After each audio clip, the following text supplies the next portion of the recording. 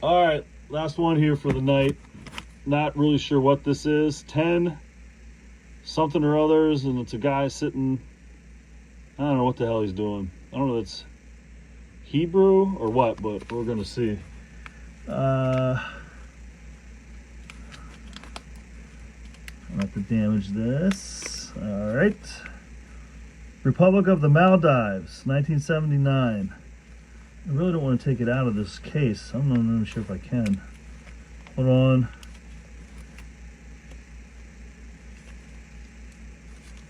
How do these cases work?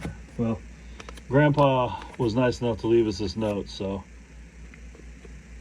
Maldive Islands, 10 rupee, 3,000 miatas, 25 grams, 0.925, fine silver. Cost $39 in 1981. My birthday month. Maybe I'll keep this. I don't know.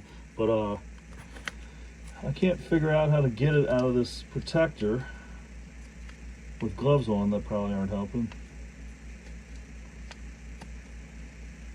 I'm just going to snip the end off the protector here. I got some nice coin protectors at the house. I'll bring one over and put it in that. All right, come on now.